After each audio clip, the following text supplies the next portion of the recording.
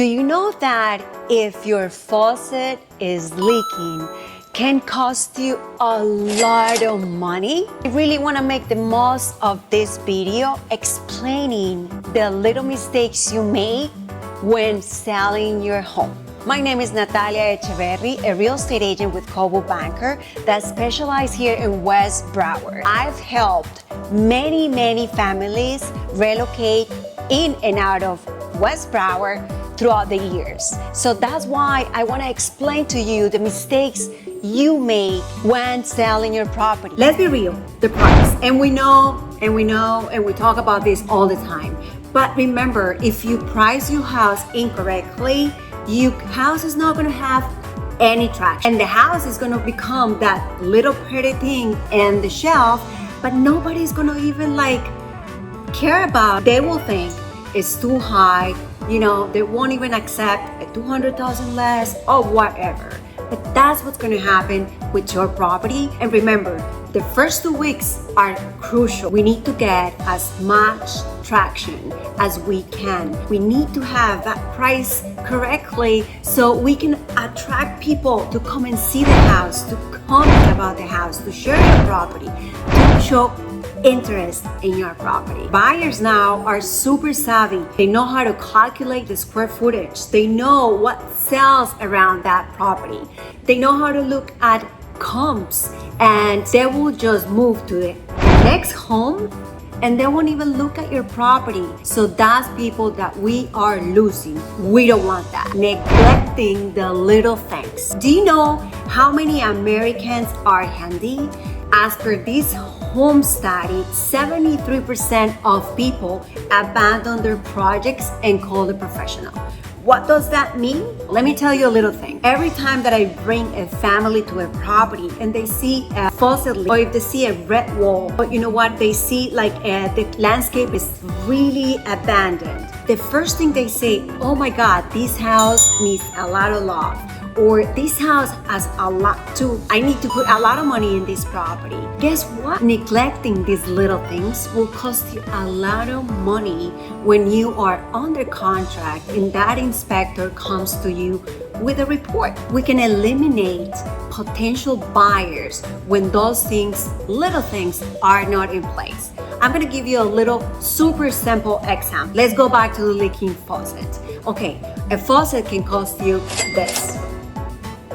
Fixing that faucet by a professional handyman, someone that will come to your house and do it, will cost you this. So for the sake of the exercise, let's say everything is gonna cost you $250 to repair new faucet, everything working perfectly fine. So that's your investment, $250 and you have it. But let's say the other scenario is you leave it as is. The inspection report comes back, and you know what it's going to say? It's going to say that leaking faucet is recommended to call a plumber because there might be an issue with the plumbing. There might be, if it's leaking, there might be some water stocked somewhere in the faucet. So that inspector is not going to be frugal with all those things because he is not a professional plumber. And so he's going to put something kind of exaggerated because he needs to cover his. And on the eyes of the buyer, this is going to be a huge problem. Almost like, oh my God, we have to replace the plumbing and the whole house. Believe me, I've seen it and I've heard a lot about all those things. It can be a little thing, but if the inspection report has it in there, it's a red flag for everyone. And in other words, anything that is not working and can be repaired before listing your property is a no-brainer, because instead of those $250, the inspection report will probably put $1,000, $2,000, $3,000, depending on the condition of the overall faucet situation. So please, this is a very crucial thing for you to do. And it goes along with doorbells, cracked walls, outlets, any door cracks or anything that you see around that might seem minor to you, but with the help of a handyman, that will cost you, I don't know, probably $120 an hour, $150 an hour, you call the guy, hey, come, I want to spend 2 hours in my house and help me fix every little detail. So, but for that, I have this free PDF for you. Please go to the description box and download it. Just go through it. Go around your house looking at just like every single things with the eye of a buyer, and that will be pretty simple to discover that you have a lot of little things that can be improved. Number 3, the things that you keep around your house. Okay, so you might be a dog collector, you might be a car collector, which is pretty fine. But when listing your property, I want you to please put everything away. We don't want the buyer walking to your house and identifying your house with the dollhouse, the car house, that and this. We want them to feel like, oh my God, this will be my property, and I feel comfortable, I feel light, is bright, is got that good energy on it. What we want to accomplish is we want them to feel that emotion, that belonging to the property. It's like when you walk into a hotel. I know we've probably been to a crappy hotel, of course, and you're immediately like, oh my God, this is not what I wanted. Even though if I'm in, I don't know, Bali and the hotel is not good, you feel like, eh. So we want them to access your property and see this cozy, like light hotel feeling.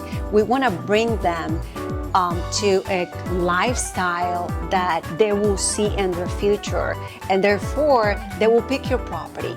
That's what we're going for.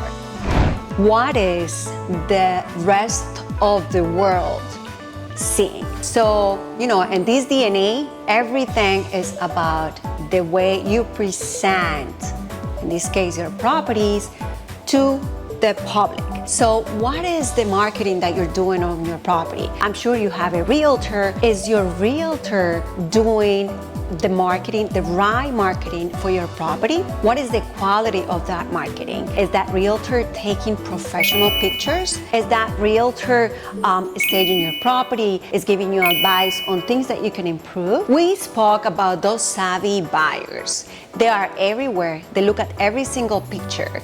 They go and enhance the picture. They go and zoom that pictures, and they see every little detail. So if you have professional pictures, if your house is show ready, think about it.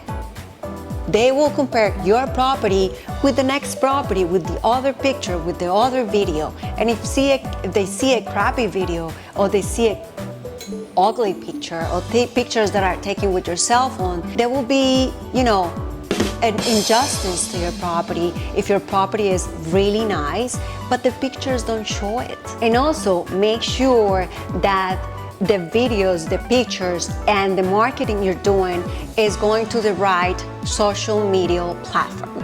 Let's say in YouTube, you cannot use the same pictures you use in Instagram, and same goes for videos. The formats are different. The pictures fit different. So you have to make sure that the channels that you're using are using the right formats as well, because it will, again, it will show that person the level of professionalism of your realtor and the level of attention you're paying to your property that is there in the world for people to see. And of course, if you are not using the technology, you are missing out big time. This is one of the most important things as far as, like, for me as a real estate agent, for attracting buyers when I have a listing, or people that wants to sell with me. You have to be very specific. You have to know what platforms to target, what type of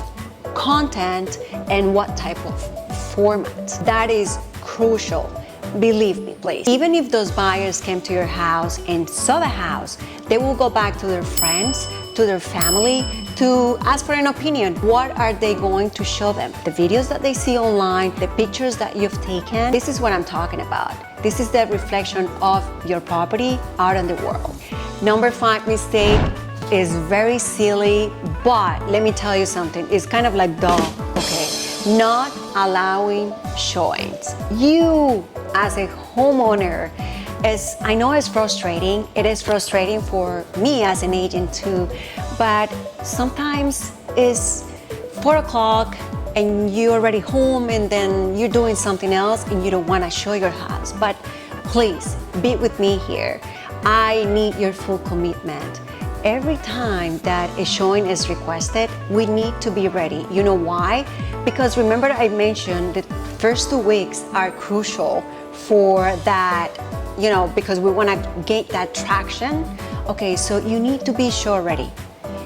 Somehow, I know it's hard, but we need to make it happen. So if we need to show that property, the property needs to be ready, and you kind of need to be in the mood for a quick, setup. So if you have dogs, if you have cats, whatever, we need to arrange, but we need to discuss that, and you need to make yourself available.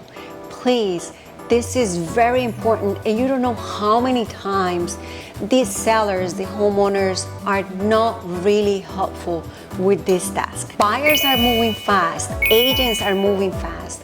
So if you are not ready, I'm not gonna tell you that 10 minutes before the appointment, but if you're not ready for that day of maybe the next morning, they're gonna move to the next property because there is a lot of properties in the market right now, and there is a lot of buyers wanting to buy, and they just wanna move quick. School starting, they wanna get into the property as soon as possible, so please help me out. This is your homework. When you're selling your property and you're gonna have visitors, if you're gonna have that potential buyer, I want you to have every single light on, and if you can improve like with a lamp here and there, it will be even better. Remember that the energy that the light brings is like, it's peaceful, it's like, I want this, it's bright, it's light, it feels good.